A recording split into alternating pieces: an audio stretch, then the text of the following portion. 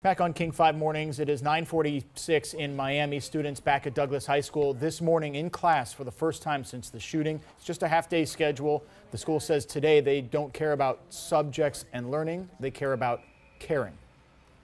So many of you are expressing your support for the Parkland community, for the parents, the students, for law enforcement, the first responders. Social media has been just unbelievable as those students are heading back to school today. Sonia says, keep on speaking out. I support you.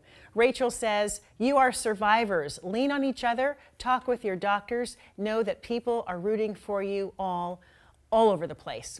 You can join the conversation on our King 5 Facebook page. We encourage you to do so if you want to reach out. And joining us now on King 5 Mornings is longtime pediatrician on the East Side, Dr. Shiffrin. Thanks so much for being with us this morning. So first, what are those students in Parkland going through right now? Well, 14 days ago, they had their lives shattered by their high school becoming a battlefield. So now going back to that particular spot, they're going to be coping with a number of roles that they have to fulfill. They're survivors coping with grief. They're victims of this battlefield experience. They're students. They're now becoming activists. They're trying to have support for their friends in their community. There are a number of roles, and maybe the last thing is students. So again, being that they're there a half day, again, they're coping with so much grief in their lives, and everything is a jumble right now.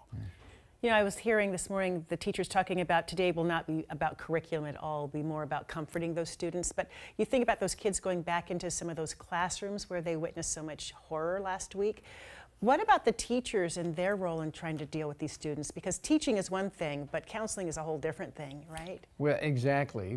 Teachers can't be expected to be counselors, but they're there for support. And of course, they have to have support too. We've all seen first responders, when they start talking about their experience, they start to tear up and cry. Right. So again, it's very difficult to role model anything but calmness and support for these students.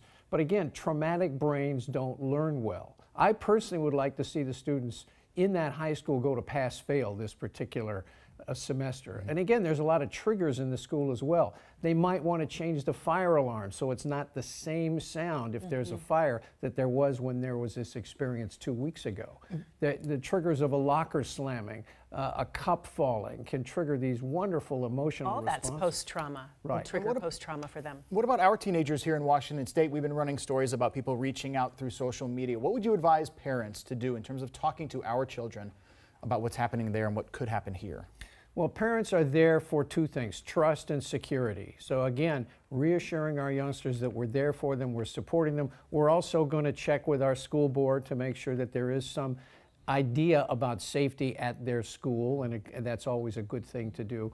But again, saying to them that we're here to support you, and if you want to support the students at Marjorie Douglas Stoneman High School, be my guest, and again, let's see what we can do for them as well. Yeah. Well, coming up, you're going to be on Kong talking about what to do if you think that you recognize a mental illness in a child. What are the red flags in something like that? Or if you think that there's some issues that might be worrisome, what to do in a case of that. So you're going to be back to talk about mental health issues. That's coming up on King 5 Mornings on Kong. So we'll see you then. Back to that.